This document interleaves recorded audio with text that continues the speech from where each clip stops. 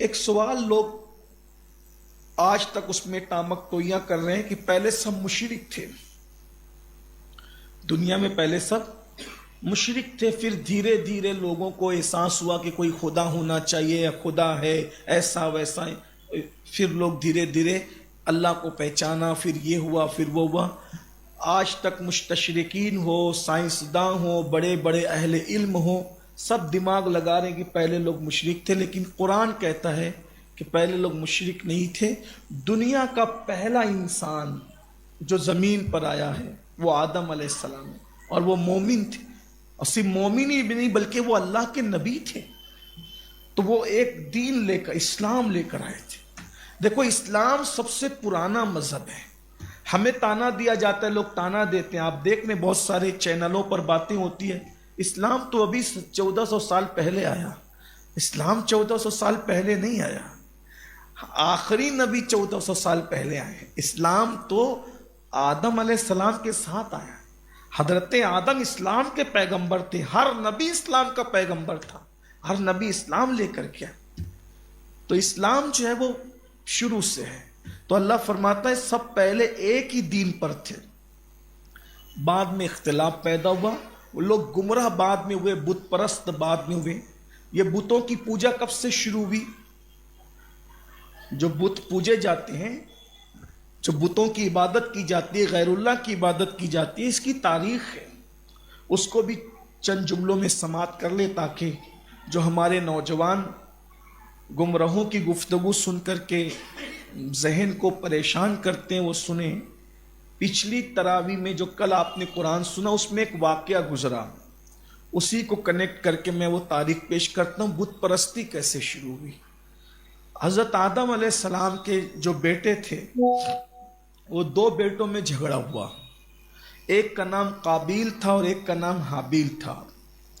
حضرت حابیل کو قابیل نے قتل کر دیا، یہ پہلا ماں باپ کا نافرمان تھا، اس کو ایک لڑکی سے پیار ہو گیا تھا، اس لڑکی کی محبت میں اس نے باپ کی نافرمانی کی۔ پتہ چلا کہ لڑکیوں سے محبت اور پیار ناجائز طور پہ اچھی چیز نہیں، پہلی نافرمانی ماں باپ کی ناجائز محبت نے کروائی، اور یہ پہلی نافرمانی ہی نہیں بلکہ یہ ناجائز محبت کسی کو کفر تک بھی لے گئی ہے، اس کی داستان سن لیں۔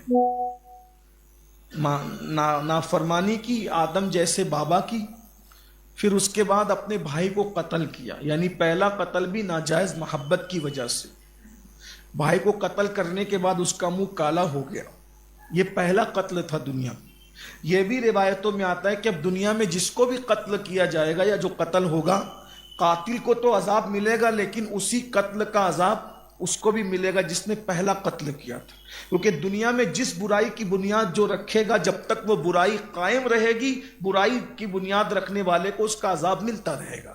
اسی طرح جو اچھے کام کی بنیاد رکھے گا جب تک وہ اچھا کام چلتا رہے گا اس کا ثواب بھی اس کو ملتا رہے گا۔ اس لیے برائی کی بنیاد نہ رکھو۔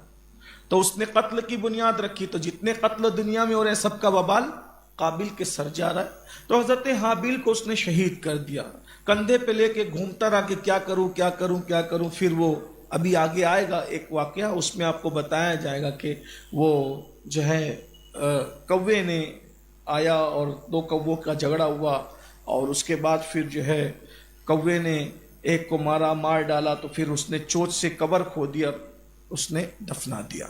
تو کوے کو یہ دیکھ کر کے اس کو پتا چلا کہ ایسے لاشوں کو دفنانا چاہیے، یہ پہلی لاش تھی، بہت لے کے گھومتا رہا، پھر اس کے بعد گڑھا کھود کے اس نے اپنے بھائی کو دفن کر دیا۔ پھر روتا رہا، بہت روتا رہا، اور روتے روتے پریشان تھا کہ اب میں کیا کروں۔ تو اپنے بھائی کی تصویر شیطان نے اس کو لا کر کے دی کہ بھائی تو نے بھائی کو قتل کیا، اچھا نہیں کیا، شیطان تو شیطان ہے، تو اب اس کی تصویر جو ہے اس کی قبر پہ رکھ دے، اور اب اس کی تلافی اسی طرح ہو سکتی ہے کہ تو اس کی عبادت شروع کر دے۔ تو پھر معاذ اللہ اس نے وہ جو ہے وہ اس کی عبادت شروع کی۔ ایسے دنیا کے اندر یہ تصویر کے ذریعے سے تصویر سبب بنی جو ہے وہ غیر اللہ کی عبادت کا۔ بعد میں لوگ دھیرے دھیرے پھر اس کو مورتی کی شکل دے دیا، اور پھر اس کے بعد مجسمے کی شکل دے دیا، اور پھر لوگ شرک کی طرف ہوئے.